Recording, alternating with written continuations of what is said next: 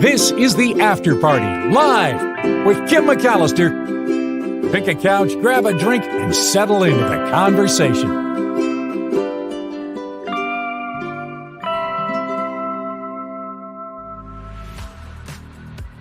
Oh, hello, everybody. It is the After Party live on what is technically a Waterfall Wednesday.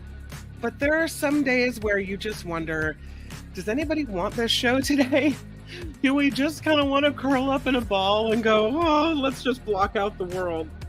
But I thought we have to move past it. We have to move on. I made a commitment to be here for you, and I'm not going to give up on that commitment just because a bunch of people voted the way I didn't want them to vote. So this is us moving past it. This is us picking up and moving past this and still, taking a moment for ourselves and to, think about things and learn things and spend time together. And those things don't go away just because we're feeling a little, right? So, but if you want to feel, and if you want to comment, let it all out. Let it hang out here. This is your space. This is your space to do it. I offer you a massive hug because I know many of you feel the way I do, and we just kind of need to, I don't know about commiserate, but comfort. Comfort is the word I'm looking for. We just need to have the ability to comfort each other, to know that you are not alone. And unlike the Mark Thompson show, crying is perfectly acceptable on this show. It's okay to feel emotional about it. I just got a text from my mom as I was coming on the air, and she wrote, just checking in on you both, me and my sister, today. So sorry, she said, things went the way they did in the election. So happy we have our little family close by for support and love. That's the one bright ray of sunshine. I have more than one bright ray, honestly, because that's how I feel about you all, that this show is a bright ray for me as well. So I wipe off the tears and I pull up my mom jeans and I'm ready to get this show going. Sea Dog, thanks for doing the show today, Kim. He writes, I assume Sea Dog a man or a woman? I don't know. Regardless of gender, thank you for the lovely comment. And yeah, absolutely. I couldn't not do the show, right? Ricky says hugs are a necessity. Big one for you, Ricky. Always love your comments and your kindness. Deidre says, I'm devastated today. It's okay to let that out. I am also devastated. That is the word, devastation. And we talked about it on the Mark Thompson show for all the reasons. All the reasons. It's not that we were lying when we said we thought that Trump is a threat to democracy. It's not that we were lying about all the concerns about women's health and other things. Those things are still as true for many of us, most of us that voted, all of us that voted for Kamala Harris today, as they were yesterday. So devastation is the right word. A $5 super sticker from Luis. He says, thank you, Kim. Also, will you and Nikki be doing the show tomorrow? I think I'll be doing tequila shots with both of you. Yes, Nikki and I haven't heard otherwise, plan to be here tomorrow on YouTube for cocktails, mocktails, and politics on the Nikki Maduro show. And I think we need to. I think we need to let it all out. Of course, Nick, huge thank you to Nikki for coming by last night for the Mark Thompson election show. And she was wonderful. Really, really wonderful. Sandy says, I think I'm still in the first of the 5 stages of grief. Denial. I was there this morning and I was talking to my husband about, cheating and how could it be so wrong and looking for any way out, any exit ramp, right? And he's like, Kim, there's no cheating. Don't be like them. There's no cheating. There's no evidence to suggest there was. But I guess my mind has this really difficult time wrapping around the fact that there are so many people that bought what Trump was selling. I mean, even he said you broke every law of elections, went to Detroit and offended people in Detroit. told the auto workers their jobs are child's play. Anybody could put these Tinker Toys together, right? I mean, the things he said about women, just like the worst. You would think people were like, "Yeah, I can't, even I can't hold my nose and vote for this guy." I don't care what you thought of Kamala Harris. Like, that's the best America has to offer. The whole world's looking at us going, whoa, what's wrong with those people? At least that's from my perspective how I see it. So I agree with you, by the way. Denial. I was looking for a way out too. There's no way out. We just got to get through the next 4 years, right? Harris needs to find more votes, says Calvin. Oh my gosh. Knell with a $10 super chat. Need you more today than ever, Kim. Thanks for your work and dedication. That makes me glad that I did the show. First of all, if I'm ever not going to do it, I want to give you guys notice. All right. That I won't be here. Which, by the way, the week of Thanksgiving, we're supposed to travel, take a little family road trip. And um, I'm going to try to put some shows together so that I can set them to go, even though I won't be here. The comment will still be active, but I probably won't be live. I'm kind of toying with that or just taking a week hiatus. I don't know. Let me know what you guys think the best plan of action is for all that. I'm still kind of trying to feel my way around it. Liz says, when I talked to my husband, he told me to get a grip, that I was being melodramatic. And I didn't like that. Well, of course you didn't like it because you feel how you feel. It's like totally invalidating your feelings. You know, it's like the same thing Mark was telling me, last night, like no crying on the show.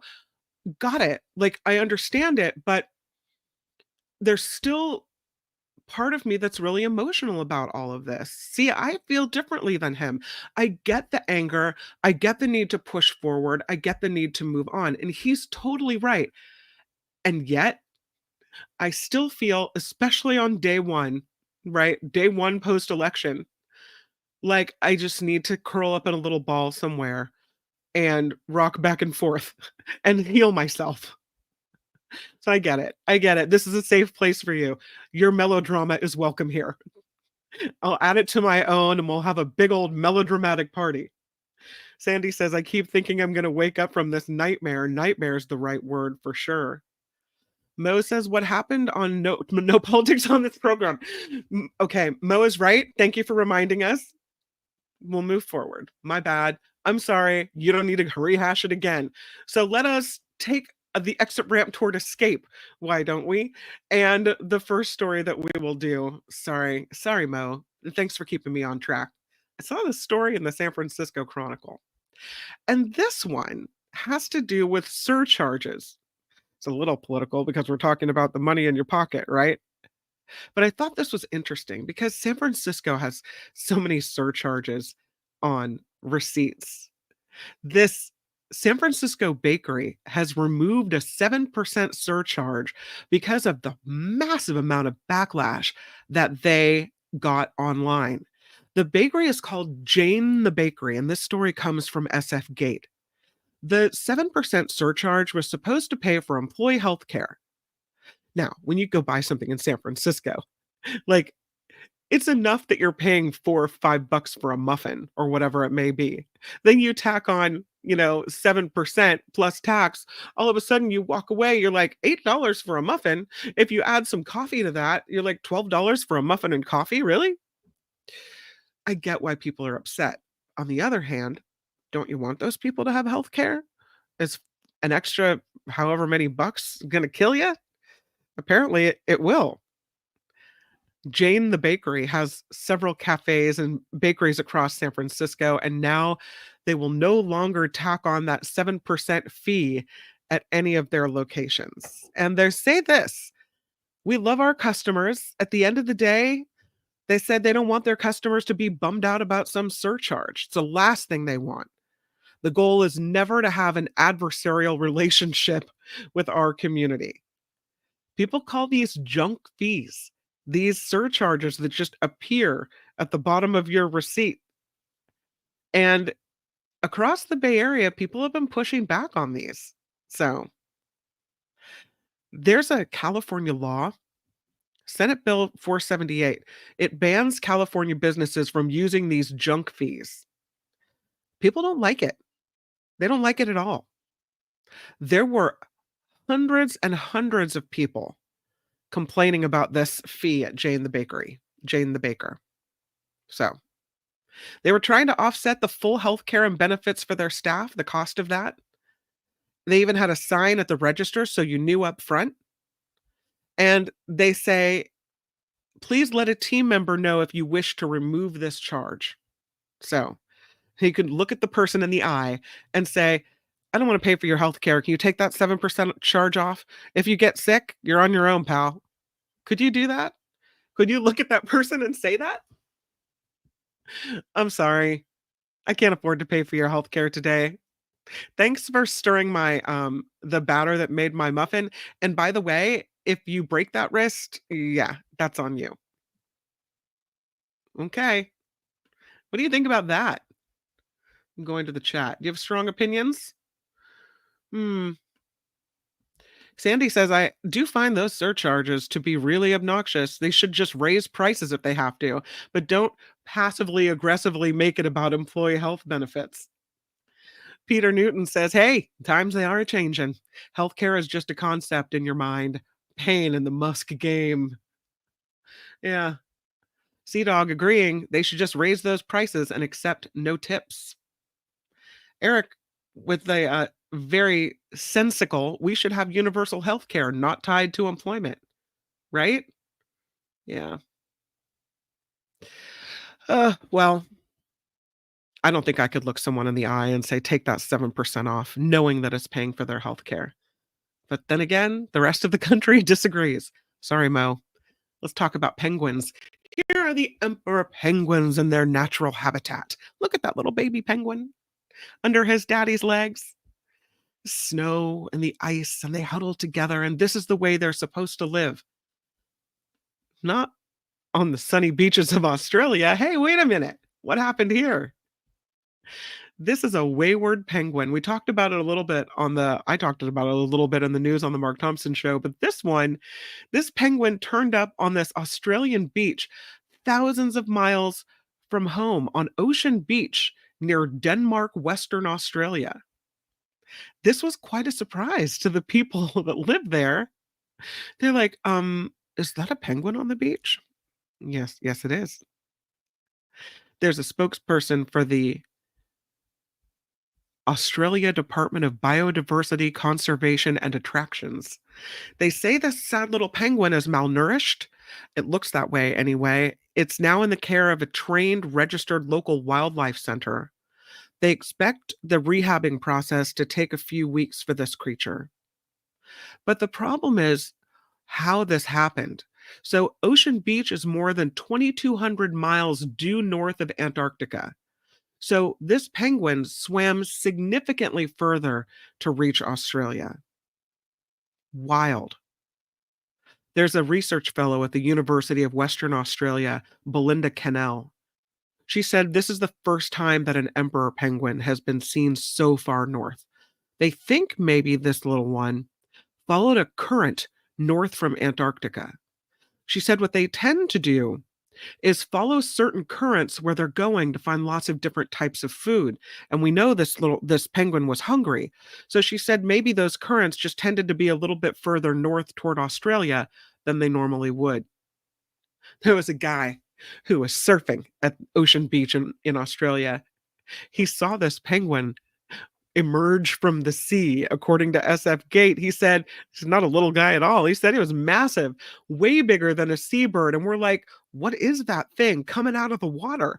And it kind of had a tail sticking out like a duck, he said. It stood up in the waves and just waddled straight up to us. An emperor penguin. He was probably about a meter high, and he was not shy at all.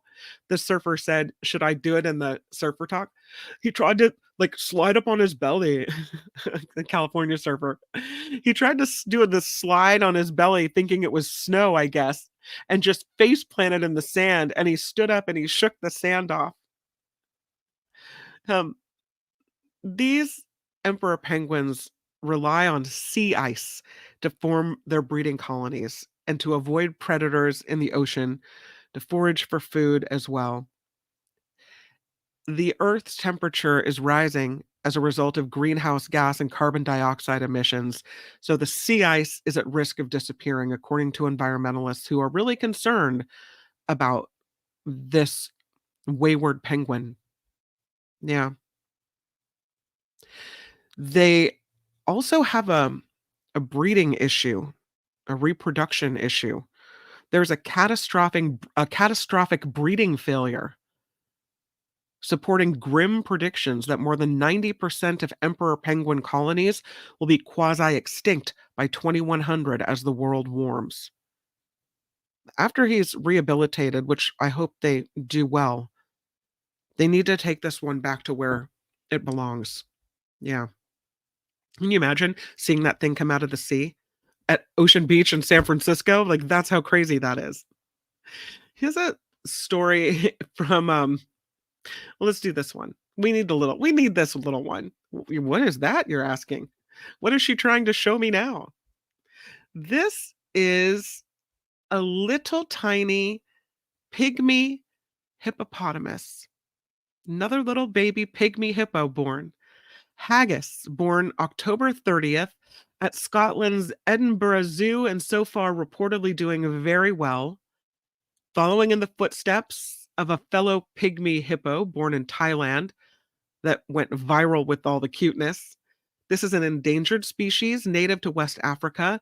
There are only 2,500 of these pygmy hippos left in the world. So to have another one born, even in captivity, at the Scotland Edinburgh Zoo, that's a big deal. They don't tell me what the name is yet. I don't think they've named this little one, but pretty cute. It's like a little brown wiggly thing, doesn't it? Yeah. Did you see this incident, this story that happened at LaGuardia Airport in New York? These creatures, they just come from everywhere, I'll tell you. There was a raccoon that fell right through the ceiling at the airport. I have the video to show you. This raccoon just descended right from the ceiling tiles. Here's the video. Check it out.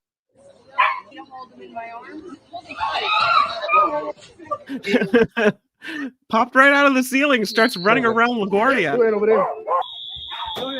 People going running. Somebody trying to, that's pretty smart to take one of those tubes to try to capture it. Hold them in my arm.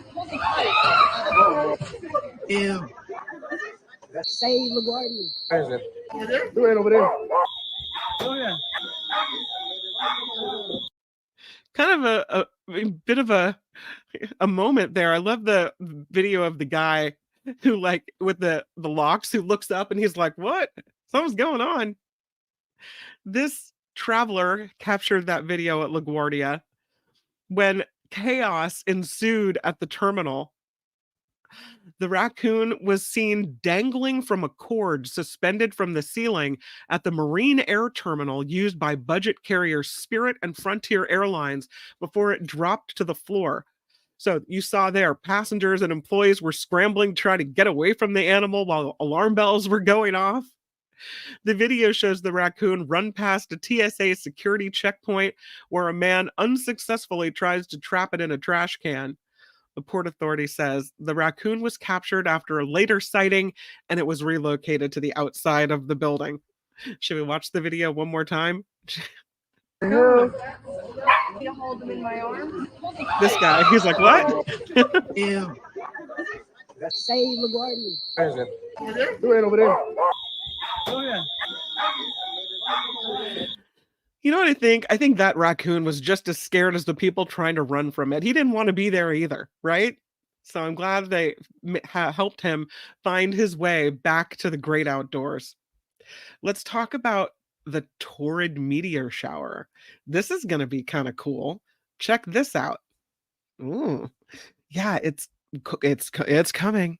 The torrid meteor shower is going to reach peak visibility in the night sky for the next week. The Earth passes through the debris left behind by comets every fall, September through November, and the meteor shower is expected to be the most visible beginning early Tuesday through November 12th. Do not be surprised to look up and see this one. So, this gets its name from the path it travels across the sky from the constellation Taurus, the bull.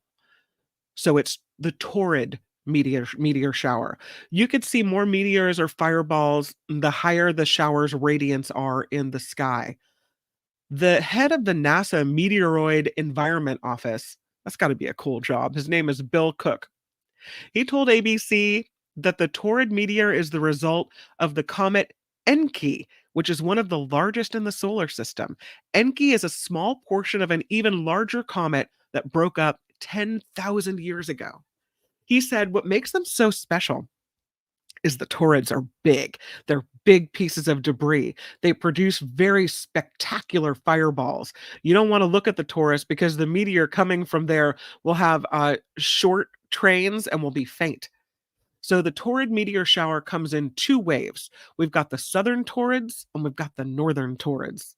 The visibility for the southern was expected to be best Monday and Tuesday as a dimmer moon, just 11% full, won't obstruct visibility. So the northern Taurids are expected to reach their peak next on November 11th and 12th, but the moon then will be 79% full during that period, so it will harm some visibility. So maybe we'll see them tonight, the Taurid meteor shower. I love a good meteor, right? Love a good fireball in the sky. You superstitious? I have to tell me in the chat, please, your biggest superstition, the weird things you do. My grandmother, I'll share mine with you. My grandmother told me when I was little that you always have to hold your hair going past a cemetery so your hair doesn't get scared out by the ghosts. And she would hold her hair every time we went past a cemetery, which isn't all that often. I told my daughter that, and now my kids yell, "Hold your hair, hold your hair." There's a cemetery that actually several of them in Petaluma that you have to pass to get to my aunt and uncle's house. So for us, it's a lot of hair holding to keep your hair from falling out or being scared out. That's a weird one. People are like, "What?" When I drive through the Robin Williams tunnel, used to be called the Rainbow Tunnel, my grandpa told me when I was a little girl to hold my breath and make a wish. And if I could hold my breath through the whole tunnel, which is really short, that my wish would come true. Now I hold my breath and I think about him. These are some of my superstitions. What are some of your superstitions? I'm going in. No superstitions involved in my reality. You know what? I read a story. I shouldn't say this because it means I'm a bonehead. But I read a story saying people that have a lot of superstitions are usually not as intelligent. So that just means you're super smart, Ricky O'Bear. Mo says, I give recognition to a supreme being for good tidings and when things have gotten me through a tight spot. Being grateful is really great for your mental health. Whoever you're grateful to and however you're grateful for whatever reason, it's really good for your mental health. Eric says, I was a theater major, so I guess I'm superstitious. Absolutely. While driving back from Tucson 2 weeks ago, I saw a shooting star while searching for the comet. That's cool. Yeah. Well, here's the story about superstitions. And they say that they can have a really big impact on your life. Yeah. That this is something that, if you try to avoid walking under a ladder, don't step on a crack, break your mother's back, you have a lucky sweater, you have your lucky underwear, whatever it is. Maybe you wear your lucky undies when you have to give a presentation at work. If you do any of those things, then you're probably a little superstitious. And humans have done this for thousands and thousands of years. There's evidence, according to scientists, researchers, of superstitious behavior going as far back as the 4th century BCE. There was a book written by philosopher Theophrastus of character sketches One of them is about a superstitious man who washes his hands in 3 springs, sprinkles himself with water from a temple font, puts a laurel sprig in his mouth, and then is ready for the day's perambulations. So he's making fun of people that are superstitious, but clearly it was going on even back then, right?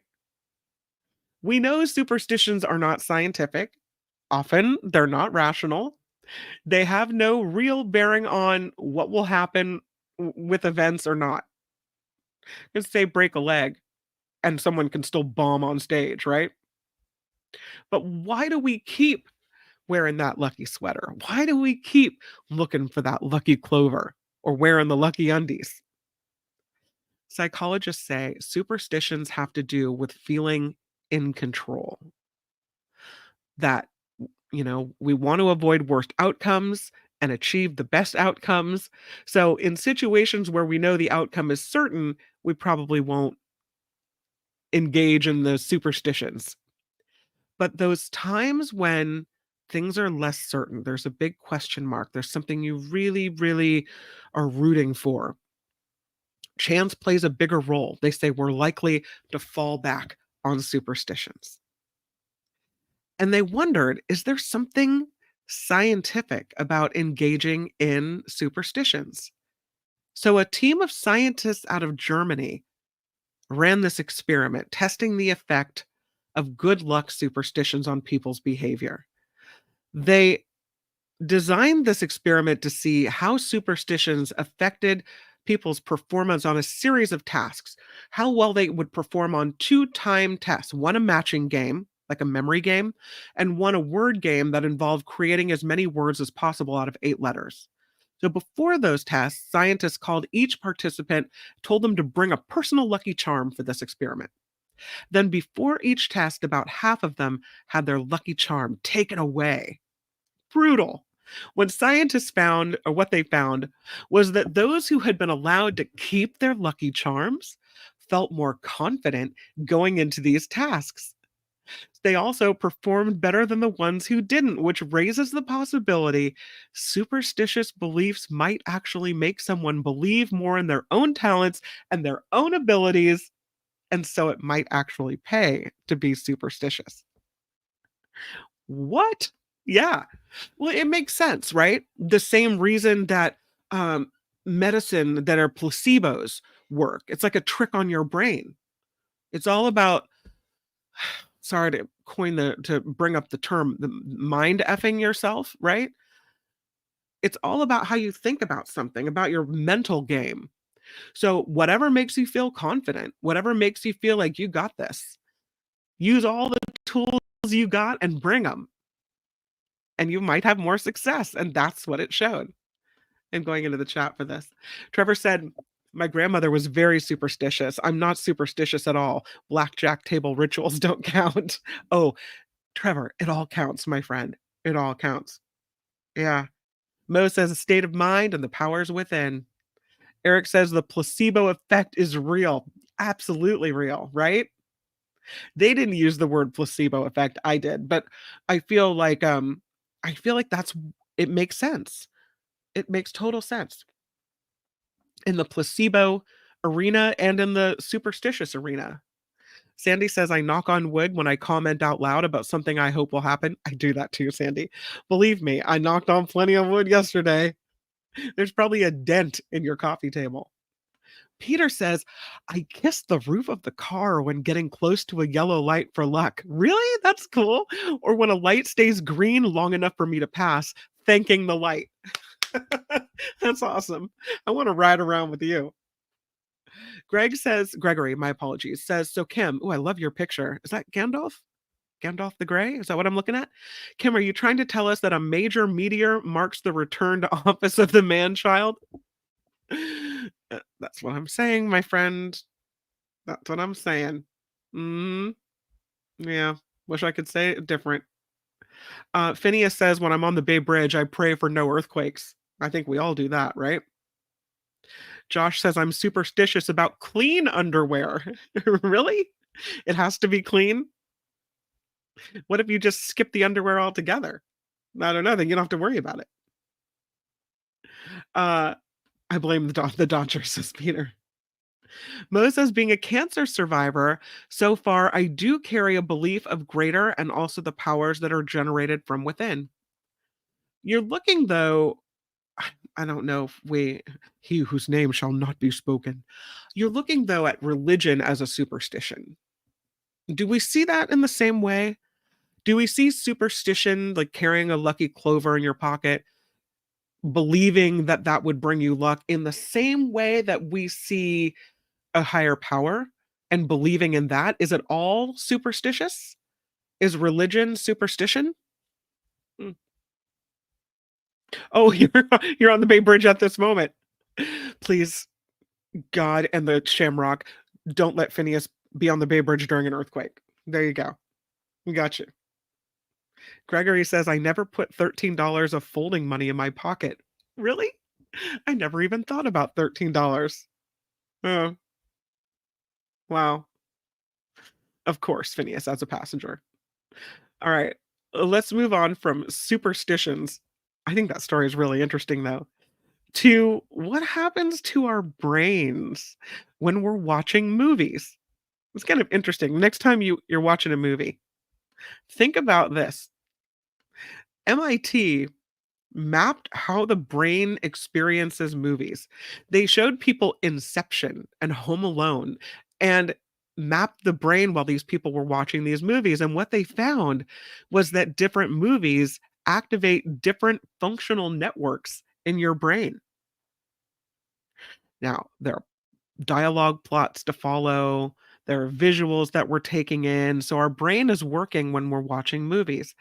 And scientists were able to use that to create this detailed map of how the human brain functions during this whole process.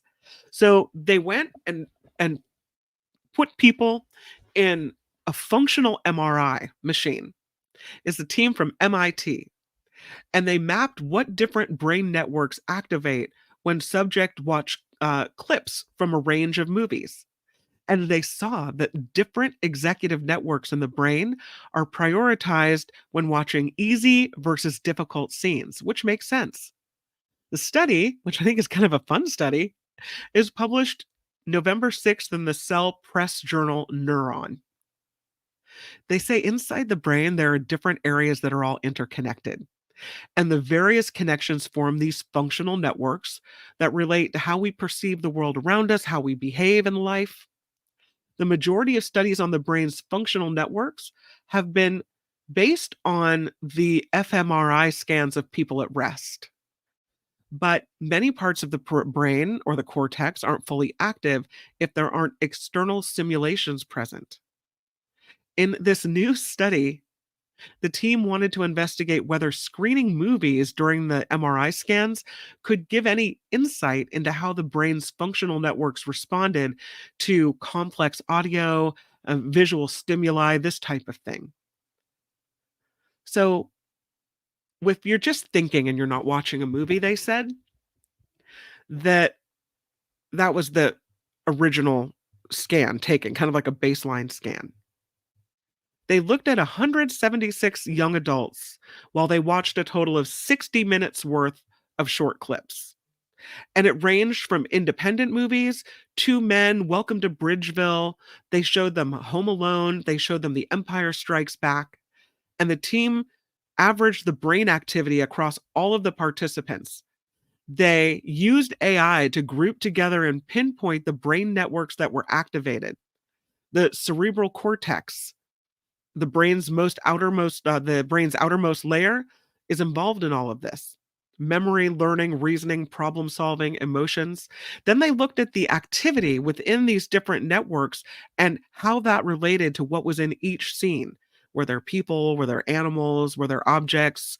Was there music playing? Were there just people talking? All of these things. They found 24 different brain networks were associated with specific aspects of sensory or cognitive processing, including recognizing human faces or bodies. They showed an inverse relationship between the brain regions that enable people to plan, solve problems, and prioritize information, executive control, and regions of the brain with more specific functions. So, Interesting. When the film's content was difficult to follow or more ambiguous, like Inception, activity in your brain is heightened in these executive control brain regions. During more easy to understand scenes, the brain regions with specific function, like language processing, were the most dominated. Next time you're watching a movie and someone's like, "Why are you just sitting there rotting your brain?" Or "Why are you just sitting there vegging?" You could say, "No, actually, my brain is going crazy right now. I'm testing my executive control functions." I don't know. It was interesting though when they did these scans because they could see the brain switching over to general executive control domains depending on what scene of the movie they were showing. I thought was kind of interesting. Here's a health story, pardon the picture, that I thought was kind of interesting, and it's about dental implants. So you get a tooth pulled, you got a hole in your mouth, they can drill into the bone and put a dental implant into your mouth. There's a story out of Popular Science, though, that says experts are now warning that dentists are pulling healthy and treatable teeth to profit from implants. I have a hard time feeling like dentists would create more trouble and pain for you just to make a buck off you. But again, perhaps I'm naive about such things. They have all these TV commercials for dental implants. So somebody's making a lot of money on all of this. The story goes into this one woman's experience about her poor surgical outcome with all of this. And the dental insurance that she had denied claims of malpractice and negligence and court filings and what have you. But the story goes into detail about this booming dental implant industry. And some experts are worried now that dentists are losing sight of the goal of preserving natural teeth, that they're too willing to remove them to make room for these expensive implants. CBS News did interviews. They looked at 10 experts who said they had each given second opinions to multiple patients who had been recommended for mouths full of implants that the experts ultimately determined really weren't necessary. They also say there are lawsuits across the country alleging that implant patients have had painful complications that have required corrective surgery. Other lawsuits allege dentists at some important implant clinics have persuaded, pressured, or even sometimes forced patients to remove teeth unnecessarily. And they do say, these experts, dental experts, that for a single tooth or an entire mouth, it's gonna be expensive, and there might be complications. Plus, you've got a new risk of future dental problems with fewer treatment options because the natural teeth are forever gone. William Gianoble is the dean of the Harvard School of Dental Medicine, and he says there are many cases where teeth, they're perfectly fine, they're being removed unnecessarily, and he said this is a quote, "I really hate to say it, but many of them are doing it because these procedures, from a monetary standpoint, they're much more beneficial to the practitioner." So Gianoble and 9 other experts are saying they're fighting a false public perception that these dental implants are somehow more durable and longer lasting than your own natural teeth. That that's what they're telling you on some of these advertisements, and that's not true. They say implants require upkeep, and though they can't get cavities, studies have shown patients can be susceptible to infections in the gums and bone around their implants. Uh, just because they say someone can afford an implant doesn't necessarily mean they're a good candidate for one. So, I guess getting that second opinion, even in the dentist's office, makes a lot of sense. These dental experts want you to know the dental implants are not teeth. They are not teeth. Some people have been told you should have your entire dentition, all of your teeth extracted. Crazy. Um, yeah, they call it horrible dentistry. There are hundreds of these implant clinics with no specialists as well. So you really have to be careful where you're going with these implants. So, all right, to baseball. Off we go to baseball. There we go. There's a new study done on baseball mud. They looked at it and they analyzed magic mud. Feels like sandpaper when you hold it, but then you can smear it like a cream over the baseball. Magic mud is being called the stuff of lore. Major League Baseball's team equipment manager for each team applies it to every game ball because they say it improves the grip on the ball. It can dull the shine on a new ball, can keep the ball from getting damaged. Now the unique properties of this magic mud have been scientifically quantified. The study was published November 4th in the journal Proceedings of the National Academy of Sciences, and they look at what makes this magic mud so magic. University of Pennsylvania scientist, soft matter scientist.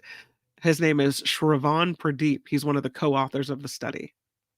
They say that this mud, the baseball rubbing mud, has been harvested since the 1930s by the Bintliff family from a secret location along the Delaware River estuary in southern New Jersey. That when you take a dollop of it and you put it on your hand, it's like a nice facial cream. It feels really smooth. Doesn't feel gritty at all when it's a dollop of paste in your hand. It's after you spread it and it dries, that is when it feels gritty. So there was a sports writer, Matthew Gutierrez, who asked the group at Penn to analyze the mud's composition and flow behavior. He wanted to see if this mud really does make a baseball perform better, as players say that it does. So they did a quick analysis, but they say that really wasn't scientific proof. They were interested in whether the mud went beyond athlete superstition. Hey, we know now, spread the mud. If it makes you feel better, you're going to have more success, right? So, detailed in this new study, to find out if this magic mud really works, they measured its spreadability, they measured its stickiness, they measured the mud's effect on the baseball's friction against the pitcher's fingertips, and they smeared this material between two plates and rotated them so they could see how it flows and they could measure the viscosity. I mean, they really put this mud through the ringer. They said atomic force microscopy looked at the material's stickiness on an atomic level to give a sense of how well it works to improve the grip. They measured all three of these things. According to the team of researchers, it revealed the mud does what pitchers have been saying. It has exactly the right amount of stickiness, spreadability, and friction to allow them to get a good grip on this ball. One surprise, though, the mud's consistency and the combination of three properties coming together in just the right amounts. They were surprised by that. It's the fact, this is a quote, that it spreads as if there's no sand in it at all, but once it dries, the sparse amount of sand that is there provides this friction effect. It has just the right proportions of fine, sticky particles and sparse amounts of larger, angular particles, and they say we just didn't expect to see these things together. Now, Major League Baseball, it turns out, has considered replacing the magic mud with synthetic lubricants. None of those lubricants, though, have replicated the natural mud's properties, so they keep using the natural mud. They say we've got a lot of respect for the family who maintains this working knowledge and produces a consistent product that feels the same, that the pitchers can tell they've got a good sense in their hand.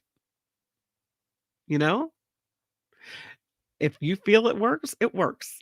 And now scientists say there's a reason it works. So, interesting. One of the co-authors of the study said nature creates these materials and we were able to look at their mechanical properties.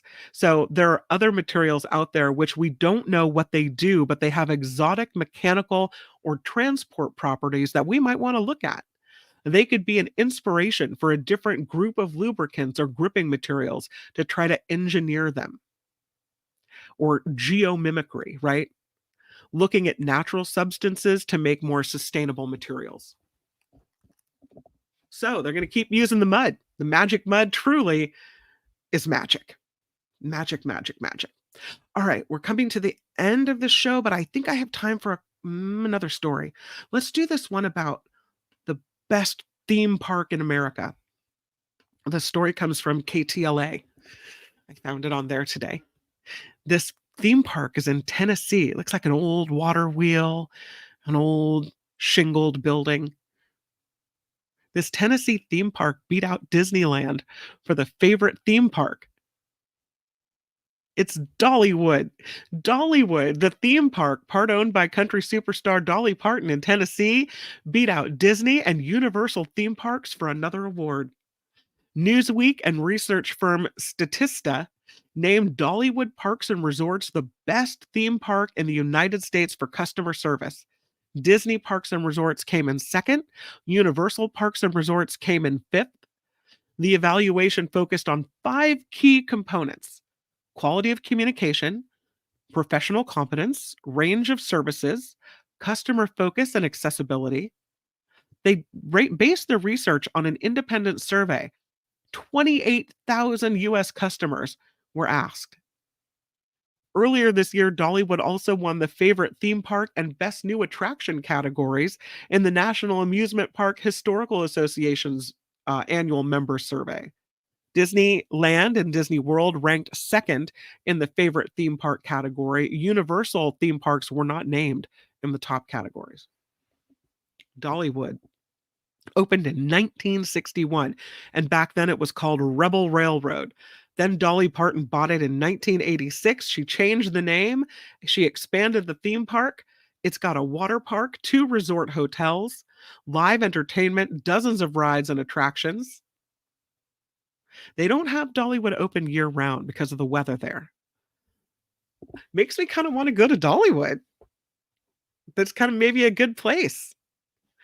I'd be disappointed if I didn't see Dolly Parton at Dollywood. I love it when good things happen to good people. Dolly Parton, who puts her money into childhood literacy, who puts her money into the COVID vaccine, trying to get America back on track, who's nothing but a giver, this lady, and a major talent. And now she's also shown, probably long before this, she's a great business person. Run a theme park, just as good as Disneyland, if not better, right? Dollywood. Like to see that happen. I would like to thank the folks that I see contributing through PayPal. And I've gotten some really lovely contributions today. One of them came in from Karen K. She said, in donating $100, I'm not going to cry. But I actually might. She donated $100 and she said, "Thanks again for the comfort you bring during the next troubled years." We're here together, Karen. Thank you for your contribution. Thank you for your nice words. They really mean the world to me. Really do. Jim throws in $20 on PayPal. Kim, aloha and mahalo. Sorry about Trump, he writes. Wes with another $5 super sticker as well. Marianne contributing $10. Carol with $25 a couple of days ago. So just huge thank you for to everyone who contributes that way, who has contributed to this show today on the super chat and super stickers, from Luis to Kanell contributing as well. You guys are awesome. Thank you, thank you, thank you. And thank you for being here and participating on a day when maybe you didn't want to do the normal stuff and you just felt like maybe you needed to heal it up. But we're going to get through it, and we're going to keep doing this as well. Dan writes, Kim, I want you to cry. It makes you more human and connecting and commiserating with the chatters. Oh, trust me, there's no problem crying. And I'm not even embarrassed about it at all. Not even embarrassed a little bit. Phineas wants Kamala to demand a recount. I don't think it was there. In some cases, I know we don't talk politics. In some cases, races are so close that an automatic recount is triggered. I don't necessarily know that Kamala Harris wants to divide the country. It's not what she's about. Never has been what she's about. And this seems like a decisive victory, so I'm thinking that's not going to happen. Luis with a $5 super sticker. Now more than ever, thank you, Kim, for all you do and providing an oasis of in a wasteland of disappointment and despair. Mahalo, my friend. Oh, mahalo to you too. Thank you so much for that. Really nice. Mars throwing down a $2 super sticker. That's a surprise. I feel like we put it back together yesterday, Mars, a little bit, right? Meeting in the middle a little bit. Thank you for that. I appreciate it. I still believe that thing that made you angry that I said that if you care about women, if you care about our health, you'll vote for Kamala Harris. I still believe that.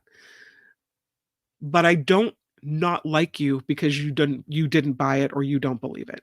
So we're still far apart on those issues, but I appreciate that the olive branch. I really do. Very much so. Murphy says, my kids just got home from school and we're all crying again. I noticed a difference in Julia. She came out last night, acted like she didn't care, but her mood was different.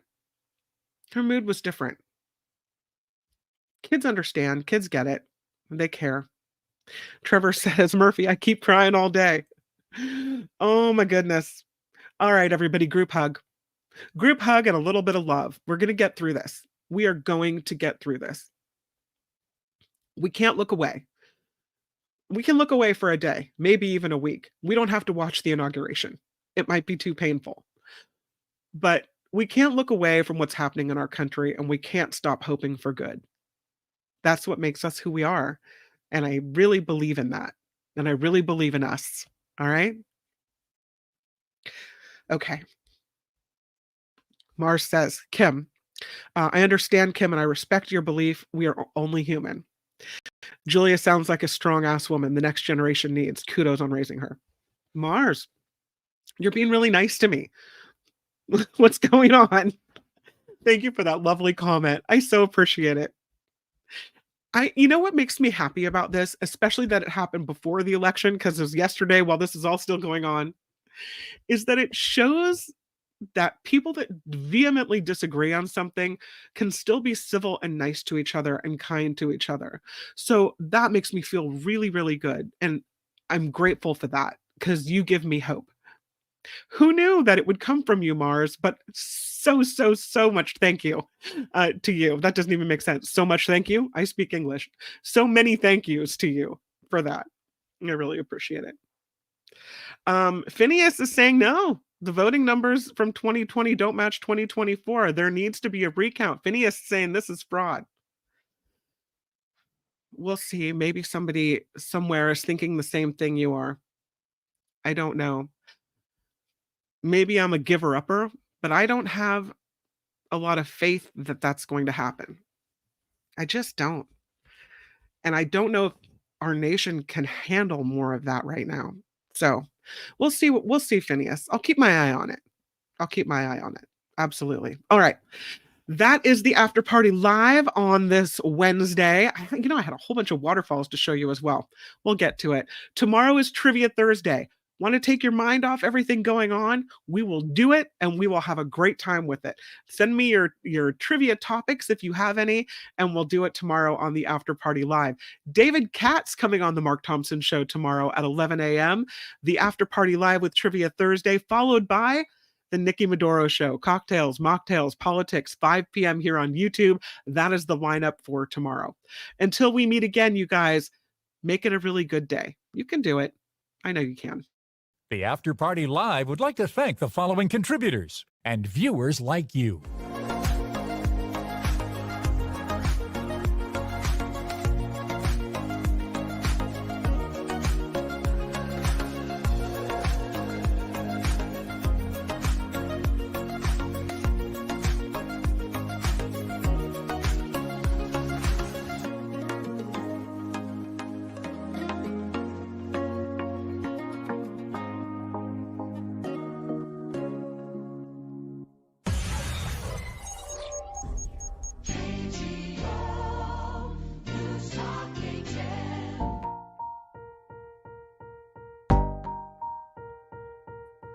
Luis, no recount needed. Still my favorite McAllister, he says. Thank you for the $2. I want $2. What movie is that from? A Christmas Story? Thank you.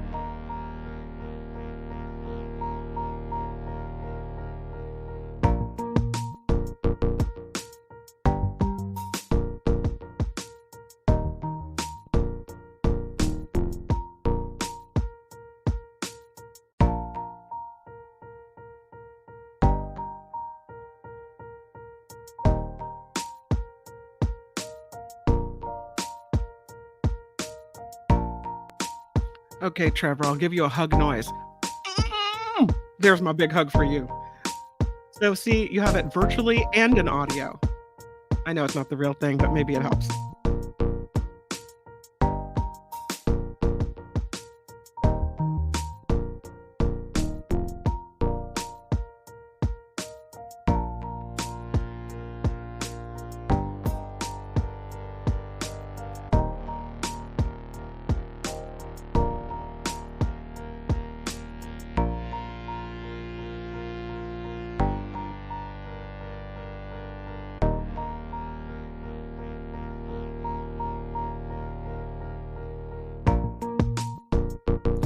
Thumbs up on that, Phineas.